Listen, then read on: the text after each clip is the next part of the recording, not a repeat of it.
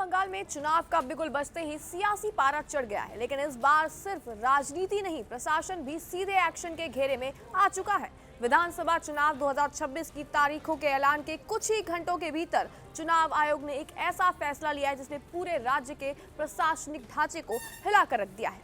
मुख्य सचिव और गृह सचिव दोनों को एक झटके में हटा दिया गया, साथ ही साथ चुनाव अधिकारियों को सस्पेंड भी कर दिया गया। क्यों, कब और कैसे, आज की इस रिपोर्ट में हम आपको बताएंगे, लेकिन उससे पहले आपको बताएंगे कि बंगाल में चुनाव को लेकर क्या सियासी खिचड़ी पक रही है। नमस्कार, मेरा नाम है कनिष्का और आप देख रहे हैं जी न्यूज का डिजिटल प्लेटफॉर्म। पश्चिम बंगाल में विधानसभा चुनाव 2026 की तारीखों का ऐलान हो चुका है।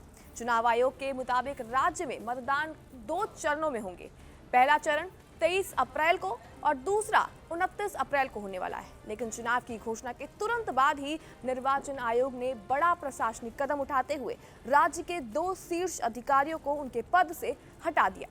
राज्य की मुख्य सचिव नंदिनी चक्रवर्ती और गृह सचिव जगदीश प्रसाद मीणा को देर रात उनके पद से हटा दिया गया। उनकी जगह 1993 बैच के आईएएस अधिकारी दुष्यंत निरयाला को पश्चिम बंगाल का नया मुख्य सचिव नियुक्त किया गया है। तो वहीं बता दें कि 1997 बैच की आईएएस अधिकारी संघमित्रा घोष को गृह और पहाड़ी मामलों का नया प्रधान सचिव बनाया गया है। दरअसल चुनाव आयोग ने साफ कहा है कि ये आदेश तुरंत लागू किए जाएं और नए अधिकारियों के कार्यभार उनको संभालने की रिपोर्ट 16 मार्च दोपहर 3 बजे तक भेजी जाए। साथ ही आयोग ने तो ये भी कह दिया है कि निर्देश दिया है कि जिन अधिकारियों को हटाया गया है उन्हें चुनाव खत्म होने तक किसी भी चुनावी जिम्मेदारी में तैनात नहीं किया जाएगा। अब सवाल ये उठता है कि क्यों ये सब किया गया।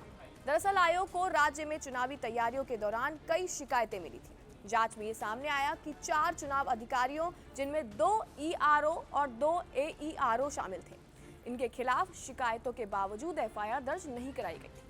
इसके अलावा बसीरहाट के बीडीओ से जुड़े मामले में सुनवाई की अनियमितताओं और प्रशासनिक देरी की शिकायत भी सामने आई। इन्हीं कारणों के चलते चुनाव आयोग ने पहले फरवरी में मुख्य सचिव नंदिनी चक्रवर्ती को सम्मन भी जारी किया था और इसके बाद अब चुनाव की घोषणा के साथ ही आयोग ने सख्त कार्रवाई करते हुए ये बड़ा फैसला ले लिया है। बता दें कि इस पूरे घटनाक्रम के बीच राजनीतिक बयानबाजी भी और लगातार तेज होती जा रही है। भाजपा नेता दिलीप घोष ने ये साफ कह दिया है कि चुनाव आयोग शांतिपूर्ण चुनाव कराने को लेकर आश्वस्त है और उन्हें भी इसकी उम्मीद है। उन्होंने तंज कसते हुए कहा कि तृणमूल कांग्रेस अपने भरोसे के अधिकारियों को बदलती रहती है, लेकिन भाजपा का लक्ष्य तो पूरी तरह सरकार को ही बदलना है। अब अगर चुनावी मुद्दों की बात करें तो इस बार बंगाल का चुनाव कई बड़े मुद्दों के इर्द गिर्द घूम सकता है, जिसमें सबसे बड़ा मुद्दा बंगाली अस्मिता का है। तृणमूल कांग्रेस लगातार ये आरोप लगाती रही है कि भाजपा बंगाली पहचान पर हमला कर रही है। दूसरा बड़ा मुद्दा है मतुआ समुदाय का, जो लगभग 50 विधानसभा सीटों पर निर्णायक प्रभाव रखता है। बता दें, नागरिकता और पहचान से जुड़े सवाल इस समुदाय के बीच अहम राजनीतिक मुद्दा रहे। इसके अलावा उद्योग और रोजगार का मुद्दा भी चुनावी बहस का केंद्र में है। भाजपा का आरोप है कि पिछले कई सालों में हजारों कंपनियां बंगाल छोड़कर चली गई, जिससे राज्य की अर्थव्यवस्था पर असर पड़ा है। वहीं सामाजिक कल्याण योजनाएं तृणमूल कांग्रेस की सबसे बड़ी ताकत मानी जा रही हैं।